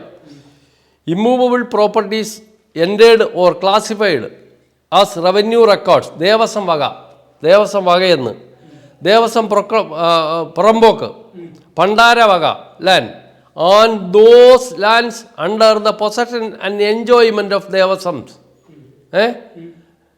in schedule 1 ഇത് responsible shall be dealt with the Devaswom property. അതാണ് റൂള്. ലാൻഡ് റെക്കോർഡുകളിൽ, ലാൻഡ് രജിസ്റ്ററുകളിൽ ദേവസ്വം പുറമ്പോക്ക്, പണ്ടാര വക പ്രോപ്പർട്ടി, അതുകൂടാതെ ക്ഷേത്രത്തിൻ്റെ കൈവശത്തിലും പ്രവൃത്തിയിലും ഇരിക്കുന്ന ഭൂമികളെല്ലാം ദേവസ്വം ഭൂമികളാണെന്നും അത് ഗവൺമെൻറ് ഭൂമിയെപ്പോലെ സംരക്ഷിച്ച് കൊടുക്കണമെന്നാണ് HRA ആക്ടിൽ പറയുന്ന വ്യവസ്ഥ. എന്നിട്ടാണ് ഈ 1,00,000 ഏക്കർ സ്ഥലം നമുക്ക് പോയിട്ട് ഒരു നടപടിയും ഇല്ല. കൂടുതലും പോയി തിരുവിതാംകൂറിൻ്റെ എല്ലാ ഭാഗത്തും കൂടുതലും പോയിരിക്കുന്ന വടക്ക് എന്നുവെച്ചാൽ എരുമേലി പശ്ചിമ ദേവസ്വത്തിൻ്റെ 6,000 ഏക്കറാണ് നഷ്ടപ്പെട്ടിരിക്കുന്നത്. അതുപോലെ പട്ടാഴി ദേവസ്വത്തിൻ്റെ 4 പഞ്ചായത്തിലെ സ്ഥലങ്ങൾ മുഴുവൻ പട്ടാഴി ദേവസ്വത്തിൻ്റെയാണ്. തുറവൂർ ദേവസ്വത്തിൻ്റെ ലക്ഷക്കണക്കിനുള്ള കരിനിലങ്ങൾ മൊത്തം പോയി. ഇങ്ങനെ വൻതോതിൽ ലാൻഡ്. ഇത് ഒരു കാര്യമുണ്ട്, ഈ പ്രൊവിഷൻ ലൈഫ് ലോങ് ആണ്. ഇതിന് അൺലിമിറ്റഡ് പ്രൊവിഷൻസാണ്. ദേവസ്വം ബോർഡിനും ഒരു കമ്മിറ്റ്മെൻറ്റുള്ള ബോർഡ് പ്രസിഡൻറ്റും മെമ്പർമാരും ഒന്നും ഇത് തിരിച്ചു പിടിക്കാം. പക്ഷേ ഗവൺമെൻറ്റിനെതിരെ സ്വീകരിക്കാൻ തയ്യാറാവണം. ഇപ്പം തന്നെ ഞാൻ പറഞ്ഞല്ലോ, ഈ ഭരണഘടന 290 അനുസരിച്ച് സംസ്ഥാന ഗവൺമെൻറ് കൺസോൾട്ടേറ്റ് ഫണ്ടിൽ കൊടുക്കേണ്ട 80,000 രൂപ വെച്ച് 3-4 വർഷം പെൻഡിങ്ങാണ്, കൊടുത്തിട്ടില്ല. ഈ ദേവസ്വം ഭൂമി ഹൈവേ 66 എടുത്ത സ്ട്രക്ചറൽ കോമ്പൻസേഷൻ 20 കോടി രൂപ മേടിച്ച് റവന്യൂ എടുത്തിട്ട് ഇതുവരെ കൊടുത്തിട്ടില്ല. ഇത് ചോദിക്കാൻ ബോർഡിന് തൻ്റെ ഇടമില്ല. ബോർഡ് ചോദിച്ചാൽ അല്ലെങ്കിൽ കോടതിയിൽ പോയാൽ പലിശ സഹിതം കൊടുക്കാൻ പറയും. അത്ര, പക്ഷേ ചോദിക്കത്തുമില്ല, കൊടുക്കുന്നുമില്ല. ഇനി അതിൻ്റെ ലാൻഡ് വാല്യൂ ഇനി അത് 100-300 കോടി വരും. ഈ സ്ഥാപനം ഇവിടെ അതുപോലെ തന്നെ ഈ സ്ഥാപനത്തിൻ്റെ 1950 കോൺസ്റ്റിറ്റ്യൂട്ട് ചെയ്തപ്പോൾ ഇതിന് ഒരുപാട് charities out of Travancore territory, Thiruvithamkoor സംസ്ഥാനത്തിന് വെളിയിലുള്ള കുറേ ചാരിറ്റികളുണ്ടായിരുന്നു. ഇത് ധർമ്മസ്ഥാപനങ്ങൾ ഈ ദേവസ്വം ബോർഡിൻ്റെ വക. രാമേശ്വരം അമ്പലത്തിൽ ഉദയമാർത്താണ്ഡ കടല സൂര്യൻ ഉദിക്കുമ്പോൾ നടത്തുന്ന വഴിപാട് ദേവസ്വം ബോർഡിൻ്റെയാണ്. അത് നടത്തുന്ന അന്വേഷിരെ അതിനവിടെ ഒരു സത്രത്തിലൊരു മുറിയുണ്ട്. അത് ആരുടെ കയ്യിരിക്കുന്ന അന്വേഷിര്. മാത്രമല്ല കാക്കൂർ എസ്റ്റേറ്റ് എന്ന് പറയുന്നത് 50-100 ഏക്കർ സ്ഥലം തിരുവിതാംകൂർ ദേവസ്വം ബോർഡിന് അന്ന് കിട്ടിയതാണ് ഇത് വഴിപാട് നടത്താൻ. ആ കാക്കൂർ എസ്റ്റേറ്റ് ആരെയിരിക്കുന്നു? തിരുപ്പുലാനിയിലൊരു അമ്പലമുണ്ട് നമ്മുടെ. ആര് ഭരിക്കുന്നു ആർക്കും അറിഞ്ഞൂടെ. ഈ വന്ന ബോർഡുകാർക്കും അവർക്കും അറിഞ്ഞൂടെ എവിടെയാണ്. കാശിയിലെ സത്രം അത് പൊട്ടിപ്പൊളിഞ്ഞ് അവിടെ കിടപ്പുണ്ട്. അച്ചൻകോവിൽ പമ്പിളി ലാൻഡ്സ് 30 ഏക്കർ നിലവും അതിൻ്റെ കരയിലുള്ള 2.5 ഏക്കർ പുരയിടവും. ഇതൊക്കെയാണ് ഉത്തരവാദിത്തം. ഇതൊക്കെയാണ് ദേവസ്വം ബോർഡിൽ ഇവിടെ വന്ന് സത്യപ്രതിജ്ഞ ചെയ്ത് അധികാരമേറ്റ. ഇതെല്ലാം ഇത്തരം തോന്നിവാസങ്ങളെല്ലാം ഈ ബോർഡ് പ്രസിഡൻറ്റിൻ്റെയും അംഗങ്ങളുടെയും കയ്യിൽ നിന്ന് ഈടാക്കണമെന്നാണ് എൻ്റെ അഭിപ്രായം. ഈ ഭരണപരമായി ഭരിച്ചാൽ നിയോഗിക്കപ്പെട്ട് ഈ ധർമ്മസ്ഥാപനങ്ങളുടെ സ്ഥലവും അന്യാധീനപ്പെടുത്തിയിട്ടുണ്ടെങ്കിൽ അതിനെല്ലാം ഇവരെ ശിക്ഷിക്കണം, അല്ലെങ്കിൽ ഇവരോട് ഉത്തരം സമാധാനം പറഞ്ഞു വന്നാൽ ഇവരിവിടെങ്ങും അടങ്ങത്തില്ല. വലിയ പ്രൊവിഷൻസാണ്. കൊച്ചിൻ ദേവസ്വം ബോർഡിൽ ഒരിക്കൽ സിദ്ധാർത്ഥൻ കാട്ടിനെ കോടതി ശിക്ഷിച്ചതാണ്. തിരുവിതാംകൂർ ദേവസ്വം ബോർഡിലെ പ്രസിഡന്റ് N. ഭാസ്കരൻ നായരെ ഒരിക്കൽ കോടതി ശിക്ഷിച്ചു. അവിടെ ഏതോ സ്ത്രീകൾ കയറിയെന്ന് പറഞ്ഞു, നമ്പിനോർ കെടുവതില്ലെന്ന് പറഞ്ഞ് സിനിമ എടുത്തതിന് അവസാനം അപ്പലേറ്റ് കോടതി പോയി മാപ്പപേക്ഷിച്ചാണ് ഊരിക്കൊണ്ട് വരുന്നത്. ഇത് ചെറിയ കാര്യമൊന്നുമല്ല. ഇത് നൂറ്റാണ്ടുകൾക്ക് മുമ്പ് നല്ല പാരമ്പര്യമുള്ളവർ, അറിവുള്ളവർ നിർമ്മിച്ചു വെച്ച ചട്ടങ്ങളുടെ അടിസ്ഥാനത്തിൽ പ്രവർത്തിക്കുന്ന സ്ഥാപനമാണ്. ഇവിടെ കയറി എന്തും കാണിച്ചു വെച്ച് ആർക്കും സുഖമായി വീട്ടിൽ വിശ്രമിക്കാമെന്ന് വിചാരിക്കേണ്ട. ഇതറിയുന്ന ഇതെല്ലാം തിരിച്ചറിയുന്ന ഹിന്ദു ഭക്തന്മാർ ഇതൊക്കെ തിരിച്ചറിയും. ഇപ്പം അമ്പലത്തിൽ പോയി കാണിക്കയിടുകയും തൊഴുകയും ചെയ്യുന്ന നല്ല ഹിന്ദു ഭക്തന്മാരുടെ ഉത്തരവാദിത്തം അവിടെ തീരുന്നില്ല. അവർ കാണിക്കുക ഈ മഹാസ്ഥാപനത്തിൻ്റെ ഭരണം എന്താണ്, ഇത് ആരെല്ലാം കൊള്ളയടിക്കുന്നു പരിശോധിക്കാനുള്ള ഒരു ബാധ്യത. അത് എന്നെങ്കിലും ഒരിക്കൽ വരും. എന്നും ഇങ്ങനെ അവരെ പറ്റിക്കാമെന്ന് വിചാരിക്കേണ്ട.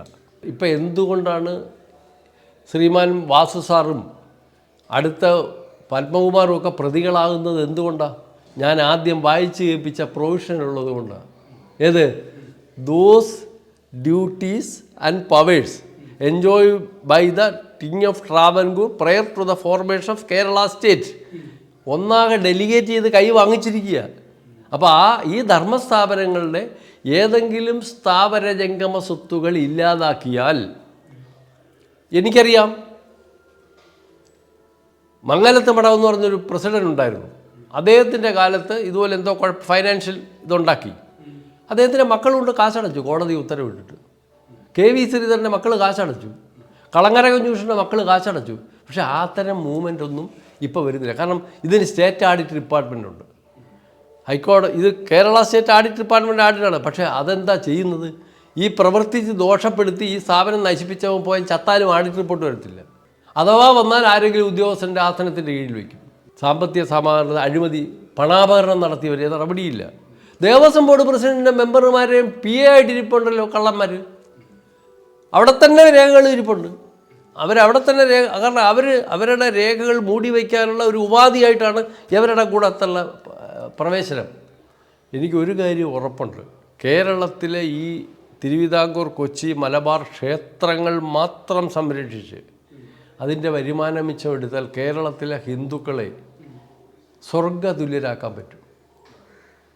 അവരുടെ ജീവിത നിലവാരം, അവരുടെ വിദ്യാഭ്യാസം, അവരുടെ ദാരിദ്ര്യ നിർമ്മാർജ്ജനം, അവരുടെ വാസസ്ഥലത്തിനുള്ള കുറവുകൾ ഇത് പൂർണ്ണമായും പരിഹരിക്കാനുള്ള സമ്പത്ത് അവിടെ കിട്ടുമെന്നാണ് എൻ്റെ വിശ്വാസം.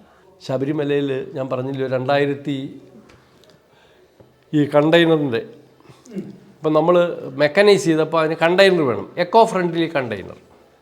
അത് പണ്ട് അവർ എവിടുന്നോ കൊണ്ട് മലേഷ്യയിൽ നിന്നൊക്കെ ഞങ്ങൾ ഇറക്കിയിട്ടുണ്ട്. ഈ സാധനത്തിന് 3 രൂപ പോലും ചിലവ് വരത്തില്ല. ഇപ്പോൾ അവിടെ നമ്മുടെ നാട്ടിലുള്ള കണ്ടെയ്നർ ഫാക്ടറികളിൽ നിന്നാണ് ഈ സാധനം എടുക്കുന്നത്. പലപ്പോഴും അവന്മാർ ഒരാൾ പിടിച്ചിട്ട് ഷോർട്ടാക്കും, എന്നിട്ട് ഇടയ്ക്ക് വെച്ച് നമ്മൾ മാർക്കറ്റ് പർച്ചേസ് വെച്ചിട്ട് കാശ് കയറ്റാൻ. ഇപ്പോൾ ഈ കഴിഞ്ഞ 4 കൊല്ലത്തിന് മുമ്പ് കേരള ഹൈക്കോടതി അത് യവന്മാർ ഈ സപ്ലൈ ഷോർട്ടാക്കുമ്പം പലപ്പോഴും അരവണ വിതരണം തടസ്സപ്പെടും. ഇപ്പോൾ കോടതി പറഞ്ഞു, നിങ്ങളൊരു കാര്യം ചെയ്യും, നിങ്ങളൊരു കണ്ടെയ്നർ ഫാക്ടറി തുടങ്ങും. ഒരു കണ്ടെയ്നർ ഫാക്ടറിക്ക് ഇത് മെറ്റീരിയൽ വരികയാണ്, അത് ചുറ്റി ഒട്ടിച്ചാൽ മതി. ഒരു 40 ലക്ഷം രൂപയുടെ മിഷൻ മതി. അപ്പോൾ അത് തുടങ്ങണമെന്ന് കോടതി നിർദ്ദേശിച്ചു. നമ്മൾ ഈ മറ്റേ തിരുവല്ല ഒരു അമ്പലത്തിൻ്റെ സ്ഥലമൊക്കെ കണ്ടി തുടങ്ങാനും തീരുമാനിച്ചു. പക്ഷേ 4 കൊല്ലമായി തുടങ്ങുന്നില്ല. മാത്രമല്ല ഓരോ വർഷവും കണ്ടെയ്നറിൻ്റെ വില മീറ്റർ പലിശ വില കൂടിക്കൊണ്ടിരിക്കുക. ഇപ്പോൾ കഴിഞ്ഞ വർഷം ഞാൻ പറയാം 6 രൂപ 67 പൈസ ഉണ്ടായിരുന്നു. ഇപ്പോൾ GST ഗവൺമെൻറ് കുറച്ചു. ഇപ്പോഴത്തെ വില അറിയാമോ? 8 രൂപ 57 പൈസ. കഴിഞ്ഞ വർഷം 6 രൂപ ചില്ലറ ഒരു കണ്ടെയ്നർ, ഒരു എക്കോ ഫ്രണ്ട്ലി കണ്ടെയ്നർ. അതുണ്ടാക്കാൻ 2 രൂപ പോലും ചിലവില്ല. ഇതെല്ലാം സ്ഥിരം ഒരു ഫാക്ടറിയിൽ നിന്നാണ് വരുന്നത്. എന്നിട്ട് ഗവൺമെൻറ്റിനോട് കോടതി പറഞ്ഞു നിങ്ങൾ ഫാക്ടറി ഉണ്ടാക്കാൻ. അപ്പോൾ ഒരു കാനഡയിലെ ഒരു ഭക്തൻ വന്ന് പറഞ്ഞു, ഞാൻ ഉണ്ടാക്കിത്തരാം, പ്രോജക്റ്റ് എന്നാൽ മതി, ഒരു പൈസയും മുടക്കണ്ട, 2.5 കോടി രൂപ വരെ ഉണ്ടാക്കി ഞാൻ മുടങ്ങിത്തരാം. വേണ്ട, ഇതൊരു കറവ പശു. കോടതി പറഞ്ഞു നിങ്ങൾ കണ്ടെയ്നർ ഫാക്ടറി വേണ്ട. കാരണം എന്താ? ഓരോ വർഷവും 2 രൂപ കൂട്ടാം. അതാണ് ഞാൻ പറഞ്ഞത്. കഴിഞ്ഞ വർഷം 6 രൂപ 67 പൈസയ്ക്ക് മേടിച്ച സാധനം ഇപ്പം 8 രൂപ 80 പൈസ ആയെങ്കിൽ GST കുറച്ചിരിക്കുക. എന്നിട്ടും അപ്പോൾ കോടിക്കണക്കിന് പർച്ചേസാണ്, ഒരു 6-7 കോടി രൂപയുടെ സാധനം പർച്ചേസാണ്. അപ്പോൾ എത്ര കോടി രൂപയായി? എങ്ങോട്ടാണ് പോകുന്നത് പണം? അതൊക്കെ നിങ്ങൾ അന്വേഷിക്കും. നെയ്യ്, ശബരിമല നെയ്യ് കോടിക്കണക്കിന് നെയ്യ് വാങ്ങിക്കുക. എന്തിനാ?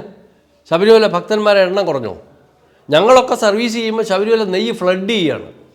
ഈ അയ്യപ്പന്മാർ കൊണ്ടുവന്ന നെയ്യ് അഭിഷേകം കഴിഞ്ഞ് അഭിഷേക ശിഷ്ടം നമ്മൾ എടുത്തു കഴിഞ്ഞാൽ പ്രസാദം കൊടുത്ത് മിച്ചം വലിയ ഹ്യൂജ് സ്റ്റീൽ കണ്ടെയ്നേഴ്സ് വെച്ച് അത് സ്റ്റോർ ചെയ്ത് തിളപ്പിച്ച് മെൽറ്റ് ചെയ്ത് നമ്മൾ വെച്ചേക്കുക.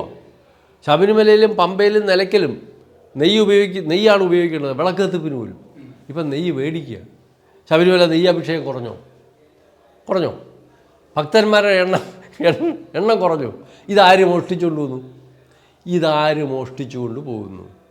ഇത് കോടികളുടെ നഷ്ടമാണ് ഈ സ്ഥാപനത്തിനുണ്ടായിക്കൊണ്ടിരിക്കുന്നത്. അത് വിശദമായി അന്വേഷിക്കേണ്ട കാര്യമാണ്. ഒരിക്കലും ശബരിമല നെയ്യ് ഷോർട്ടേജ് വരാനേ പാടില്ല. അവരൊറ്റ കാര്യമാണ്, ബാക്കി ഒന്നും നിങ്ങൾ വിട്ടേക്കുക. എന്തുകൊണ്ട് അങ്ങനെ സംഭവിക്കുന്നു എന്ന് ആലോചിക്കുക. അപ്പോൾ ഇതാണ് അവിടെ നടക്കുന്ന കാര്യം. അതാണ് ഞാൻ പറഞ്ഞത്.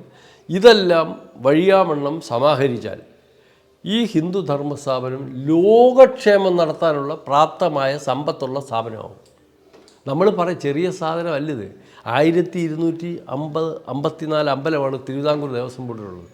ഈ ക്ഷേത്രങ്ങളിലെ കുടിയിരിപ്പുകളും ആസ്തികളും സംസ്ഥാന ബഡ്ജറ്റിനേക്കാൾ മുകളിലാണ് അതിൻ്റെ ആസ്തി. സംസ്ഥാനത്തിൽ ഇത്രയും സമ്പത്തുള്ളതെന്ന് എനിക്കറിയില്ല. ഇത്രയും സമ്പത്തുള്ളൊരു ഒരു സ്ഥാപനം കേരളത്തിൽ വേറെ ഇല്ല. കാരണം നമ്മുടെ പൂർവികന്മാരുടെ കാലത്ത് സമ്പാദിച്ചു വെച്ച തിരുവാഭരണങ്ങളെന്ന് പറഞ്ഞാൽ കോടി. ഇപ്പം പത്മനാഭസ്വാമി ക്ഷേത്രത്തിൽ ഇരിക്കുന്നതിനേക്കാൾ ഒട്ടും മോശമല്ലാത്ത വകകൾ തിരുവിതാംകൂർ ദേവസ്വം ബോർഡിൻ്റെ മഹാക്ഷേത്രങ്ങളിൽ ഇരിപ്പുണ്ട്. അപ്പോൾ അതുകൊണ്ട് ഇത് വളരെ ഈ ഭരിക്കുന്നവരായാലും ഭക്തജനങ്ങളായാലും നാട്ടുകാരായാലും ഇത് നമ്മുടെ നാടിൻ്റെ, അത് ഏത് ജാതിയുടെയും ഒരു ജാതി വ്യവസ്ഥയുടെ അപ്പുറത്തേക്ക് ചിന്തിച്ച സമസ്ത മനുഷ്യരുടെയും സമ്പദ്ഘടനയാണത്. അവരുടെ ഈടിരിപ്പായിട്ടത് കാണണം. അടുത്ത തലമുറയുടെ ഈടുവയ്പ്പാണത്. അങ്ങനെയൊരു ഗൗരവമായ വീക്ഷണമൊന്നും ഈ പ്രസ്ഥാനത്തിനില്ല.